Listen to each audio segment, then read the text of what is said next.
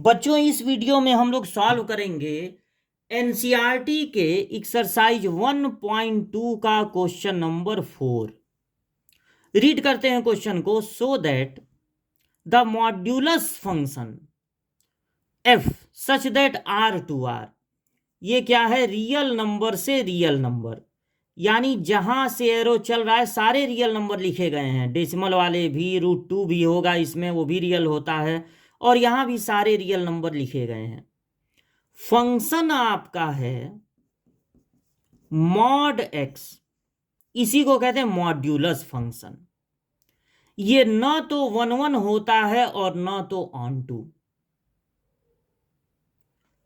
mod x is x, where mod x is x if x is positive or 0, and x mod x is minus x if x is negative। देखिए, इसका मतलब आपको समझाते हैं। अगर ये नहीं भी दिया होता तो ये तो हमको खुद से जानना है कि mod x का मतलब होता है या तो x को इसी तरह रख देना है और या तो इसमें माइनस से मल्टीप्लाई करना है।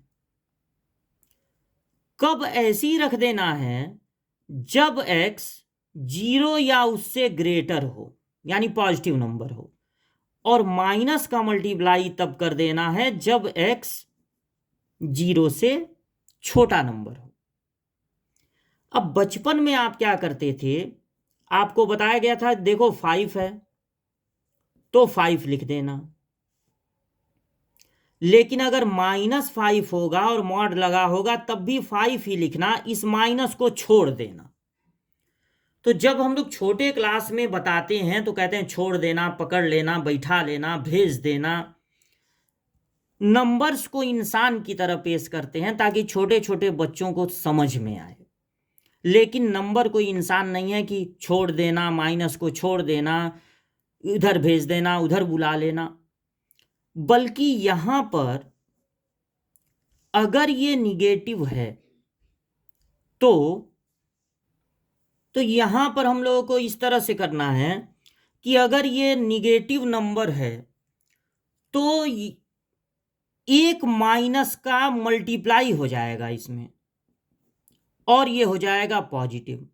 माइनस का मल्टीप्लाई हो जाएगा। अब आप ये सोच सकते हैं कि इससे फायदा क्या है।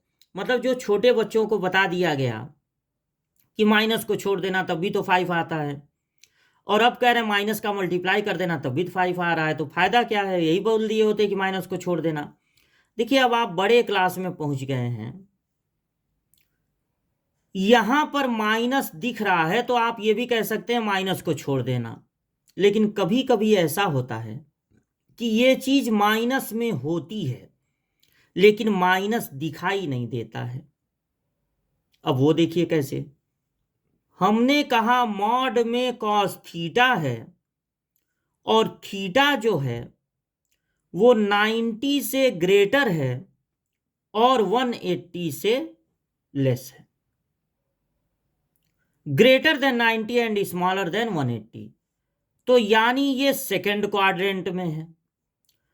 थीटा की वैल्यू एग्जैक्ट तो नहीं पता, लेकिन ये पता है कि 120 हो सकती है, 135 हो सकता है, 150 हो सकता है, क्योंकि 90 और 180 के बीच वाले नंबर हैं। सेकंड क्वाड्रेंट में आप जानते हैं कि कॉस होता है निगेटिव। अब आप इनके बीच का एंगल अगर यहां पर 120 रखते हैं तो -1/2। कॉस 120 कितना होता है? -1/2।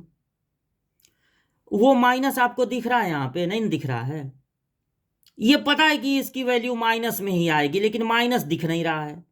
तो अब बताइए आप माइनस को कैसे छोड़ेंगे? है ये निगेटिव लेकिन माइनस दिख नहीं रहा है, तो माइनस को कैसे छोड़ेंगे? इसलिए आप जब मॉड हटाएंगे तो आपको पता है कि ये निगेटिव ही आएगा इस रेंज पे, तो आप एक माइनस से मल्टीप्लाई कर देंगे। अब अगर कोई बोल दे बाद में चल के कि 120 है, 120 है, तो जब यहाँ 120 रखेंगे तो लिखेंगे -1/2, तो माइनस माइनस मिलके हो जाएगा प्लस। मॉड लगा है तो हमेशा प्लस में ही आंसर आएगा। इसलिए अब आपको ये पढ़ना चाहिए कि अगर निगेटिव नंबर है मॉड के अंदर तो मॉड हटते ही एक माइनस से मल्टीप्लाई हो जाएगा। यही मॉड का मतलब है और यही क्वेश्चन के लास्ट में दिया हुआ है। जब आपको फंक्शन मिलेगा मॉड एक्स, तो आपको देखिए क्या करना है। पिछला क्वेश्चन हम लोग लगाए थे, क्वेश्चन नंबर 3, वो ग्रेटेस्ट इंटीग्रल फंक्शन था, उसी की तरह इसको भी सॉल्व करेंगे। एक पॉजिटिव नंबर लीजिए, अगर मॉड के अंदर रहेगा तो 2 ही मिलेगा, फिर इसी को निगेटिव ले लीजिए, तब भी वो +2 ही हो जाएगा। और चूंकि यहां पर रियल नंबर हैं, यहां पर निगेटिव भी हो सकते हैं, तो यहां पर अब -2 ले लीजिए। वहां तक कोई एरो नहीं पहुंचेगा, क्योंकि ये एक ऐसी मशीन है, मॉड एक ऐसी मशीन है जो निगेटिव को भी कन्वर्ट कर देती है पॉजिटिव में। तो आपको ये कहना है कि एलिमेंट, बोर्ड एग्जाम में आपको इस तरह से लिखना है, element 2 has more than 1 pre image. देखिए इसके दो प्री इमेज हैं, इसको प्री इमेज कहेंगे जहां से एरो चल रहा है। More than 2 pre image, therefore it is many 1। इसका मतलब है कि ये 1 1 नहीं है। और फिर ये बता दीजिए कि element -2 has no any pre image.